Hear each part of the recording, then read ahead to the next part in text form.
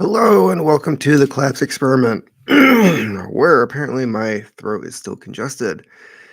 I apologize for that, but we're going to get to it anyways. So, to get started with this daily dose of World War III, although it's not really daily, is it? Is it like bi-daily, tri-daily? I don't know.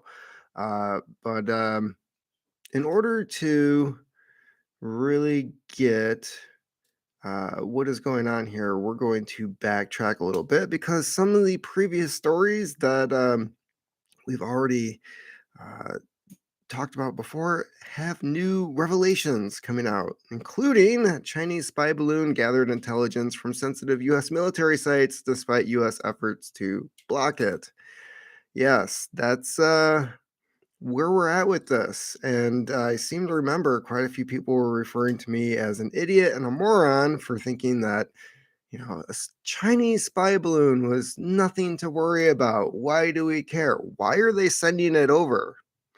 So, yeah, the intelligence China collected was mostly from electronic signals, which can be picked up from weapon systems or include communications from base personnel, which is kind of what I was suspecting. The Chinese spy balloon that flew across the United States was able to gather intelligence from several of course, they're reiterating the same crap all over again.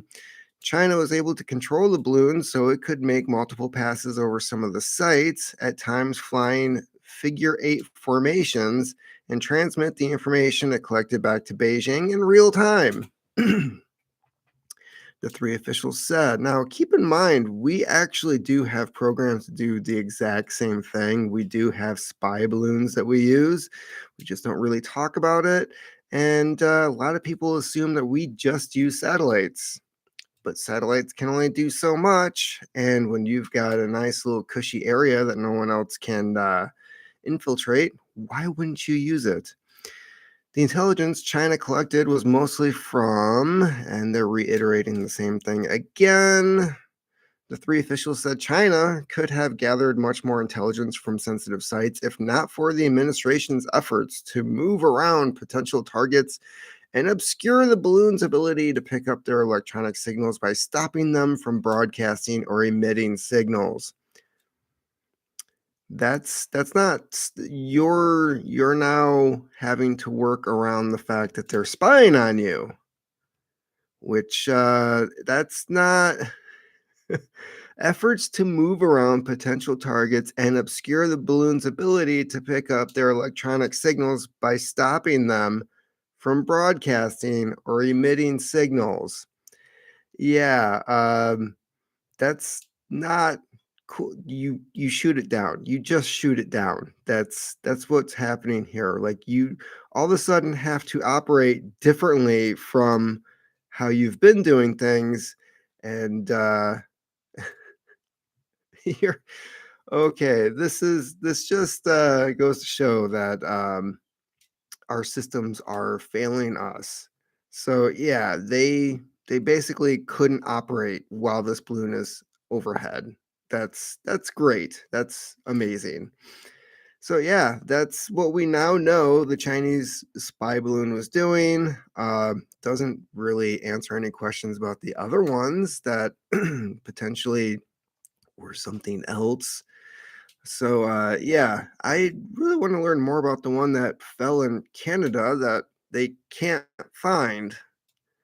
That one fascinates me. And then there's the one in Alaska that was shutting down the electronics in the fighter jets that were coming near it. So that one kind of fascinates me too.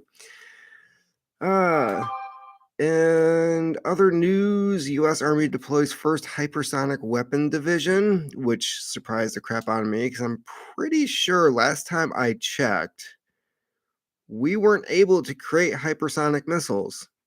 Like that was a failed program. But according to this, gag, gaged, gagadget, I don't know, .com, GAGADGET.com.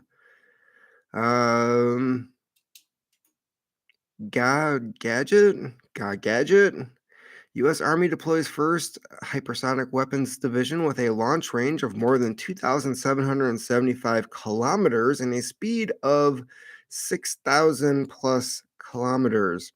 Let's see how legit this is because this kind of goes against all the other stuff that I've read about hypersonic weapon systems and how we don't have them.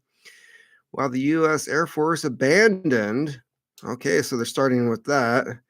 Airborne Hypersonic Weapon Project, U.S. Army successfully deployed the first long range hypersonic weapon division. This happened in late winter, but has now been officially announced. Here's what we know: the first ground based hypersonic weapons division has been deployed to Cape Canaveral, where it is being tested. U.S. troops are in active training before the battery goes into combat duty. This kind of looks like a Patriot system in a way. It's obviously the rockets are housed in some type of box that they fire from. The deployment of the hypersonic weapons was a multi-service effort. The U.S. Army's Pacific, U.S. Indo-Pacific Command, and U.S. Strategic Command and the Army Rapid Capabilities and Critical Technologies Office were involved. Well, that's nice. U.S. troops have practiced real-world missions with real data in real time to improve combat readiness.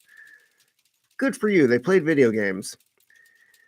The joint development between the U.S. Army and the U.S. Navy. First launchers were received 2 years ago. The U.S. Army has requested almost $1 billion from Congress for continued development of hypersonic weapons for fiscal year 2024 and $150 million for procurement. Okay, so these things are not cheap. Remember when we were just concerned about bullets? Hypersonic missiles has a maximum flight speed of Mach 5 and a launch range of over 2,700 kilometers, which means it is a medium range weapon. The launcher is located in the Oshkosh chassis, which also used in Patriot surface to air missile systems. Okay, so I was kind of right. I just eyeballed it. Yeah, so we are deploying hypersonic weapons, and for some reason, they're deploying them in the US. It's almost like we're getting ready to defend ourselves from someone. Oh, don't talk about Nord Stream. WAPO report further demolishes official narrative, as just about anything could. We could probably have like 2-year-olds do research on this, and they just be like, this is bull poop. German investigators are now expressing severe doubts about the official Nord Stream sabotage narrative that was pushed hard in the aftermath. The bombshell Seymour Hersh report, which pointed the finger at a joint CIA US Navy covert operation with help from Norway. Last month, Hersh published an article on Substack. CIA planted a cover story for the Nord Stream bombings and was fed to the New York Times and the German newspaper Die Zeit. Likely, this was in direct reaction to Hersh's findings. A source within the U.S. intelligence community told the famed Pulitzer Prize winning journalist it was a total fabrication by American intelligence that was passed along to the Germans and aimed at discrediting your story.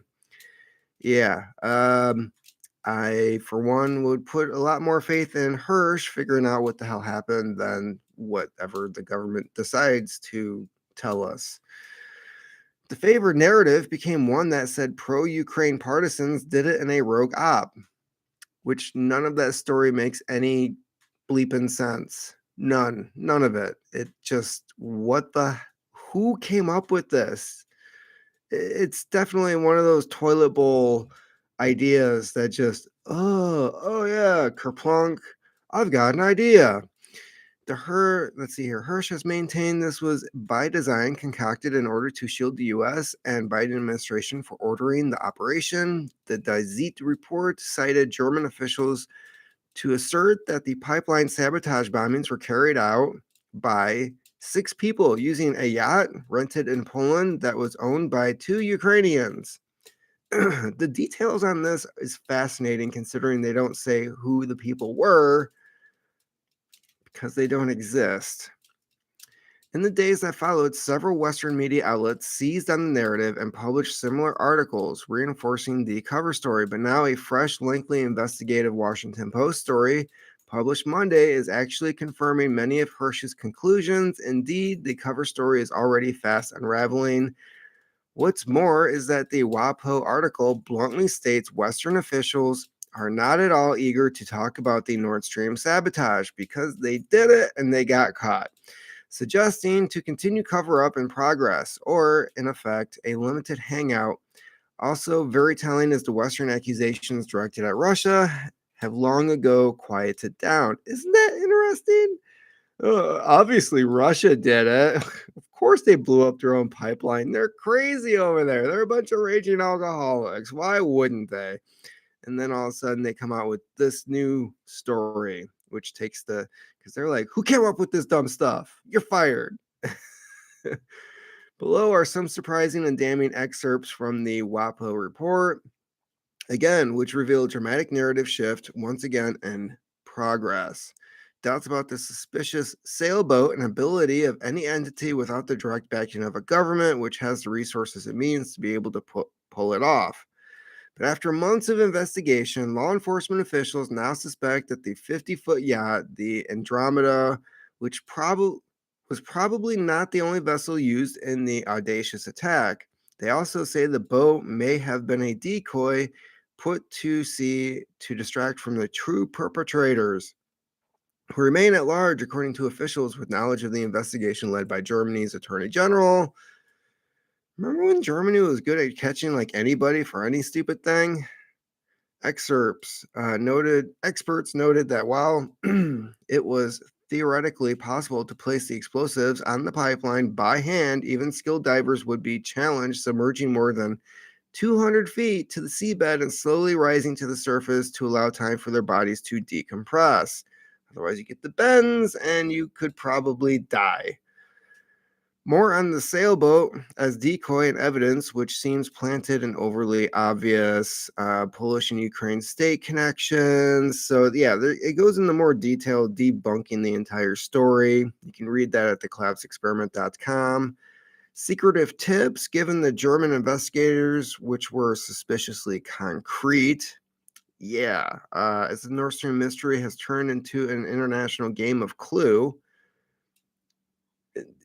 that'd be a horrible game of Clue because it's very obvious from the moment you open the board and you're like, yeah, the US, CIA, US Navy, and Joe Biden. German investigators have sourced the Andromeda for leads. Officials first became interested in the vessel after the country's domestic intelligence agency received a very concrete tip from a Western intelligence service that the boat may have been involved in the sabotage. Weird. It's almost like they were just handed information to use for a stupid story. According to German security official who declined to name the country that shared the information. It was the US. What declined to name the country? That's odd. Why? Andromeda's whereabouts in the past stopovers left a virtual trail of breadcrumbs that were a bit too obvious. Yeah. Let's see here. Don't talk about Nord Stream. This blowout is hard to watch. Seymour Hersh keeps running up the score. Yeah. Hersh did not Epstein himself. I'm just going to say that right now because when it happens, he didn't do it. Once again, all of the above is more in line with what Hersh has reported from the beginning, and yet, as detractors have remained just as fierce in their attacks and denunciations, despite his legendary track record of getting things right from My Lai to Abu Ghraib in Syria. Oh, to Syria. Abu Ghraib was in Iraq. Yeah, Abu Ghraib to Syria.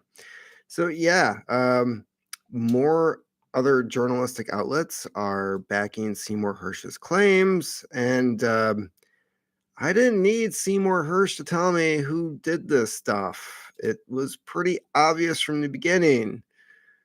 Because when our stupid political leaders are openly saying for months on end, we're going to take on Nord Stream. I guarantee it. I want some ice cream. Yeah. So we've got three more articles. Two of them are actually very similar topics. Saudi Arabia suffers 60% fall in inward investment, and that ties into OPEC deciding to lower their production by 1 million barrels. That's quite a cut. And as we've known for the last 20 years, Saudi Arabia's oil production is in decline. If you want more information on that, I highly suggest checking out a movie called Collapse. You can find links to free versions of that. I believe Odyssey and YouTube. You can find it, but I think one has like German subtitles. It doesn't matter. But Collapse with Michael Rupert, and he goes into some nice detail about what is happening in Saudi Arabia. Because if their production was as good as they say that it is, if their reserves were still tip top, they wouldn't be going into offshore drilling, which is highly expensive. So let's see what Forbes has to say about Saudi Arabia. And this could explain why they're changing their mind on a lot of their policies. Foreign direct investment into Saudi Arabia fell by almost 60% in 2022. It is the first. Why is this popping up? This Forbes is horrible. Man, like half the screen is covered by pop-ups. Okay, 2022 in its first annual drop for 5 years and the second largest drop in more than 15 years. Total inward investment into the kingdom last year was 7.9 billion according to data released by Saudi Central Bank, which isn't a whole heck of a lot. Although it was the second highest annual figure since 2016, it was far below the 19.3 billion recorded in 2021.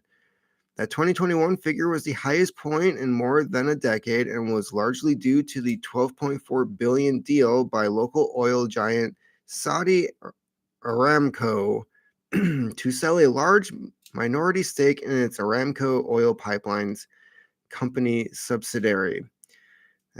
Saudi Arabia has seen a decline in money coming in, and I'm guessing this is Western-backed interest because otherwise, I think if we weren't still pumping money into Saudi Arabia, Russia and China wouldn't be able to step in and say like, yeah, you're tired of losing money. We've got a lot of money to spend. How about you deal with us? Our currency's awesome. Even the 2021 figure was far below the FDI levels seen in the first decade of the century. In 2008, total foreign investment into the country had been 39.5 billion and it remains at an elevated level. So in 15 years, it went from almost 40 billion to under 10. This may explain a lot of why Saudi Arabia is no longer interested in Western countries as investors. However, the amount of money that the investors were willing to put into the Gulf countries' economy steadily dwindled over the following years, hitting a record low of just 1.4 billion in 2017. Yeah. Okay, so this is answering a lot of questions as to why Prince Mohammed bin Salman is acting the way that he is. Apparently, he also has his own 2030 vision initiative. Wait, he's into this BS? While the Saudi economy has made up some of the lost ground since then, the amount of foreign capital coming into the country is still far below the level needed to fund the radical transformations of the economy being pursued by Prince Salman. Yeah, so I think this is regarding that Wall City Tower 15-minute thingamabob where he wants to cram everybody into one building. Under a national investment strategy launched in October last year, the government hopes to draw in more than 100 billion a year by FDI by 2030. So wait a minute, you peaked at 40 billion a year back in 2008, and now you're aiming at having 100 billion coming into your country by 2030. Okay, this guy definitely is some type of uneducated royalty because that's just insane. Getting close to that figure will require either a market step change in the performance of the economy or a series of large details to sell state assets, akin to the 2021 transaction by Aramco, or a combination of both. Yeah, okay, so he is definitely. There was seen a clear attempt to persuade multinationals to abandon their usual regional base in Dubai as fueled speculation about a rift between the Saudis and UAE leaderships. So I think China and Russia are definitely diddling over in the Middle East, shaking things up a bit, and this is changing Saudi Arabia's uh, future strategies. And it's amazing, I find, that China goes over and brokers this peace deal between Saudi Arabia and Iran. And what happens? What, 2 weeks? Was that 2 weeks ago? OPEC makes shock million barrel cut in new inflation risk. I don't see that impacting inflation. It's supply and demand. I don't understand why these people get these things confused, but it irritates the out of me. Saudi leads cartel with its own 500,000 supply reduction. White House says the move by OPEC is ill-advised. What? Are we going to go into Saudi Arabia? Are you serious? We're not going to touch Saudi Arabia. You're out of your freaking mind. Of course, Daddy Bush is gone, so maybe U.S. policies will change. But for some reason, they are really what are you threatening Saudi Arabia with? We're not going to hand you any more money. They're already buying arms from Russia, and now they have Chinese yuan coming into the country. So guess what? They're we are basically, if Saudi Arabia was a pimp, we were the bottom biatch, and now that's being replaced by somebody else. It's only a matter of time before Saudi Arabia says, "Ho, go home." OPEC has announced a surprise oil production cut of more than 1 billion barrels a day, abandoning previous assurances that would hold supply steady and posing a new risk for the global economy. Now, for some reason, I can't read the rest of this. I'm guessing they want me to subscribe or something, but that that first opening sentence right there alone kind of explains everything. So yeah, expect your local gas prices to go up because Saudi Arabia is sticking it to us now. And uh, this is, I wanted to know more about this because they're bragging about, this is through debrief.org, breakthrough ballistic missile intercept demonstrated by U.S. Missile Defense Agency and Aegis, Aegis system test. I'm pretty sure. AEGIS system test. The U.S. Military Defense Agency and the U.S. Navy have reported a successful intercept of a ballistic missile target with one of the Navy's most advanced combat systems. I'm guessing this is geared toward North Korea because this still doesn't help with the hypersonic missile issue that we currently have, where we can't detect it and we can't shoot it down. And this really doesn't impress me because weren't we working on the system back in the 80s? In a landmark demonstration that similar tests in recent years have failed to achieve, parts of the flight test weapon system 31 event, the test showcased the capabilities of a Aegis ship configured for ballistic missile system to locate and intercept a medium-range ballistic missile during a turn phase. The final stage of flight in the projectile's path as it approaches its target. I feel like this is kind of misleading because, from my understanding, the rocket itself gets it into the stratosphere or space. And then as it goes into reentry, the actual Detonation device at the tip disconnects from the rest of the rocket and free falls to the planet towards the target. At least this was how it was explained to me before. It no longer stays in a missile form. Why is this popping up? What is... I feel like all my stuff is just against me today. The test was successfully completed using a pair of standard missile SM-6 dual 2 missiles featuring upgraded software and launched in a single salvo of 2 interceptors. Launched from the Pacific Missile Range facility in Hawaii. Weird they'd be using Hawaii. I wonder if they're worried about some crazy little man, Rocket Man.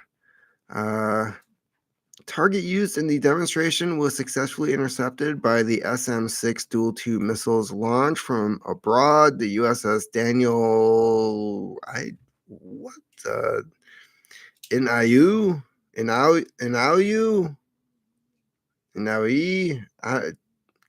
who was naming these ships?